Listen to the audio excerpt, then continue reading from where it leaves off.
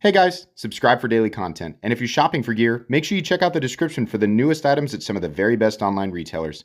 There's also links for some of the items that I personally recommend. Thanks!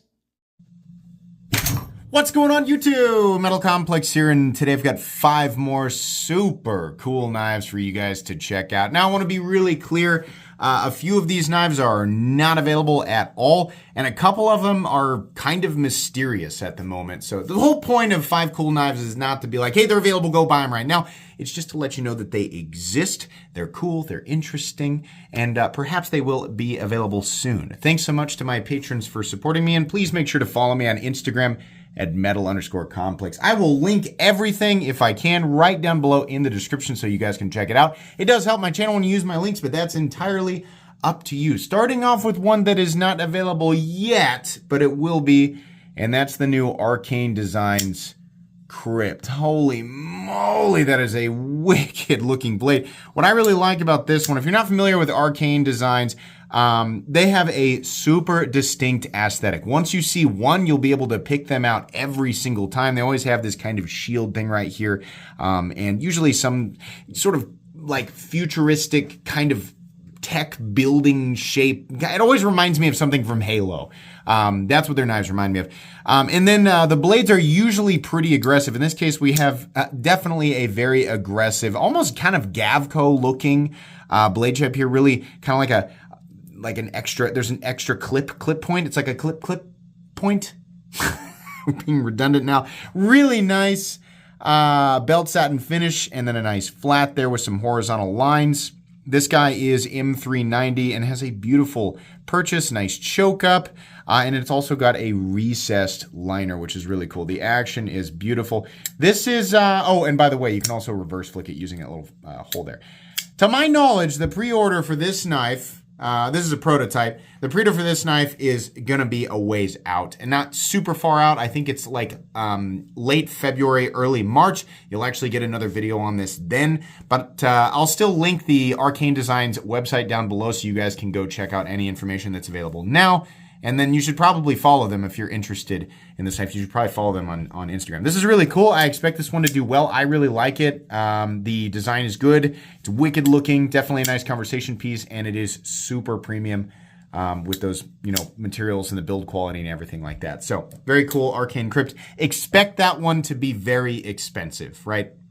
Multiple hundreds of dollars is what I mean by that.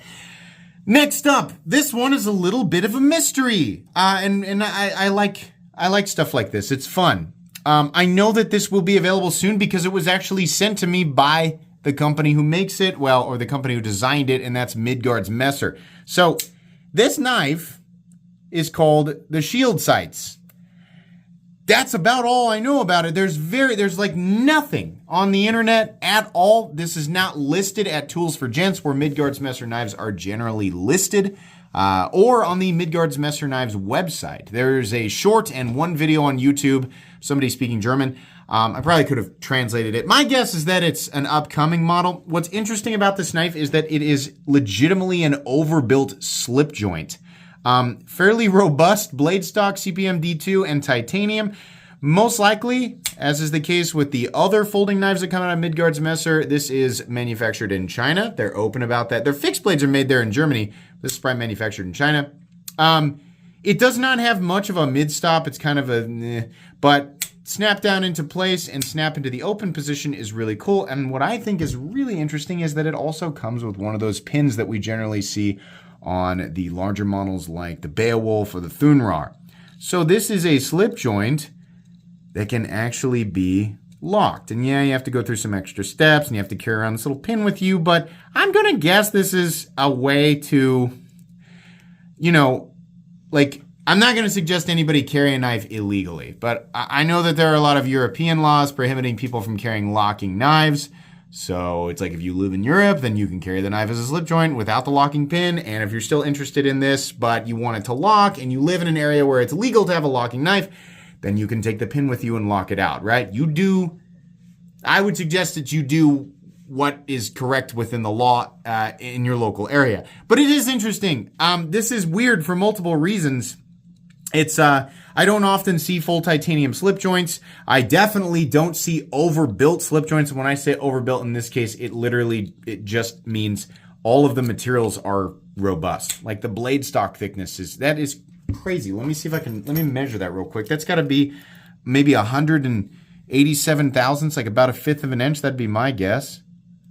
Yeah, geez, 195 thousandths, right? Now, they made one a while back that was so thick that it wouldn't cut, and that was mainly due to where the flat was. Fortunately, this knife, while it is very thick and aggressive, right, the edge is still done in a way that allows it to slice. So yes, it's going to be thick, and no, it's not going to be nearly as simple, or the tasks that you do with this knife are not going to be made as simple as if you were wielding an open L, right? But if you want to carry this and use it, it'll work. It's also running on phosphor bronze washers, which is pretty cool. It seems to be made well. I wish that the mid-stop or half-stop was more distinct, but what are you going to do? My guess on that, since there's no pricing information, just judging by their other models, I'm going to venture to guess that thing's going to come in at least $250-ish. Could be more, could be less. I don't know. Just want to make you guys aware that it exists and will likely be made and available on the Tools for Gents website, which you guys can find down in the description. Moving on here to something that will be available soon and is way less expensive, and that's the Tempest Knives Microburst. This is a straightforward, by the way, this is a prototype that they sent me. This one's in D2, but the actual versions will be in 14C28N. I like that this is a recessed steel liner lock. I like that it's a simple EDC profile, not too big. You can get your finger up here on this, the nose of this sheep's foot blade. Action is very good. It's got a simple wire clip, really just a straightforward EDC design. So the final versions will be 14C28N, and then you'll have your choice of, blade finish or coating and a couple of different choices of micarta, and they'll come in at about $88.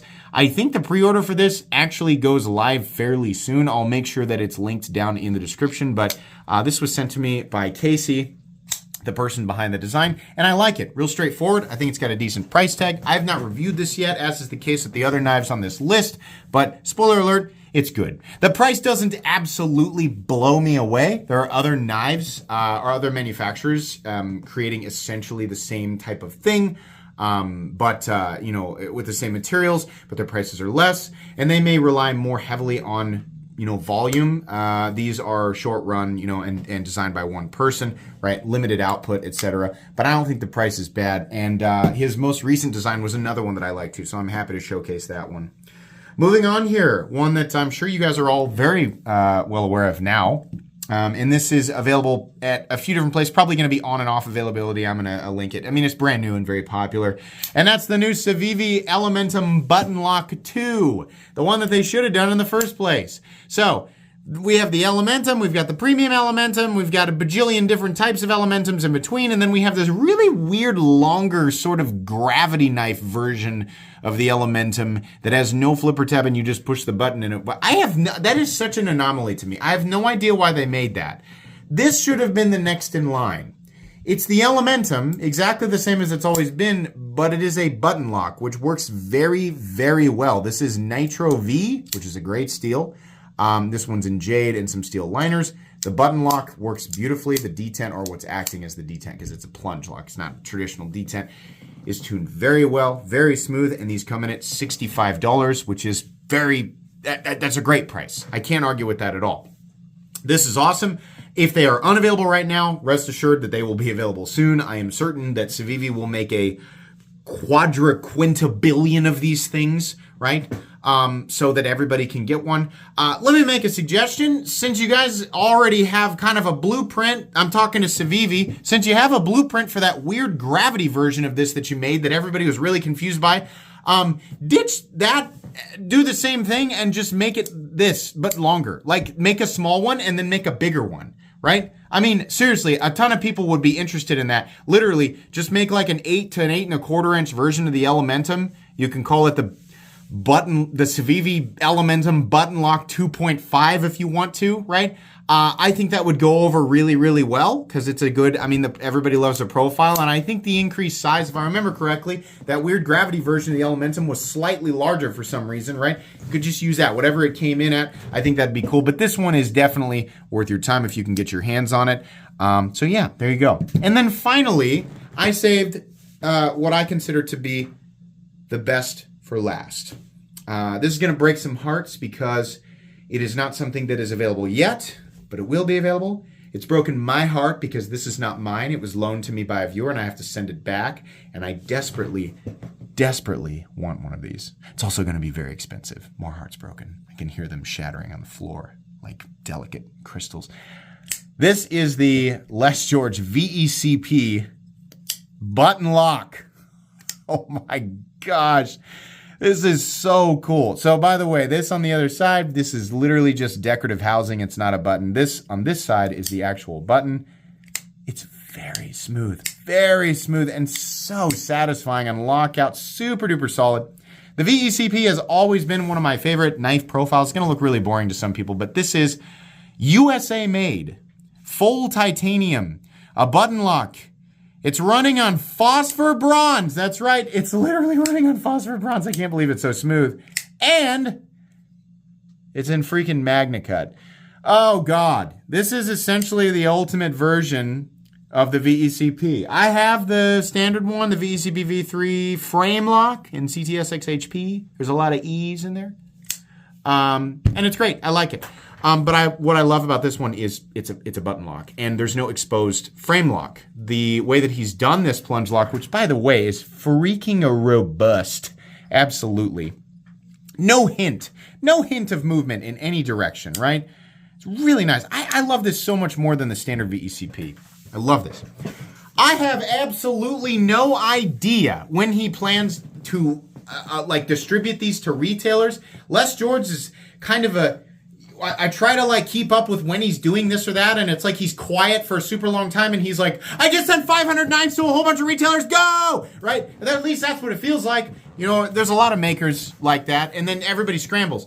These are going to be expensive, guys. These are going to be probably about $450. I believe this one was obtained at a table at a show by a friend of the channel, the person who lent it to me. Or loaned it to me. I think that's how he explained it. And I can't remember exactly what he said, but I would venture to guess, like his other VECP US production models, or mid-tech, whatever you want to call these, they're probably going to come in at about $425. And I can tell you right now, I will absolutely own one of these, especially if he drops a version of it that is textured. I'm really hoping he does a Monkey Edge Frag edition, right? The exclusive through Monkey Edge. But it's the button lock. That would be the ultimate version of this. And then he textures both sides. Oh, goodness. Very good stuff. This is, as of right now, this is my favorite button lock that exists. I mean, that is legitimately a button lock and not a button-operated liner lock. It's an actual plunge lock. I think this is awesome, and I love it. So once again, we have the George VECP button lock. We have the Savivi Elementum button lock 2. We have the Tempest Knives microburst. We have the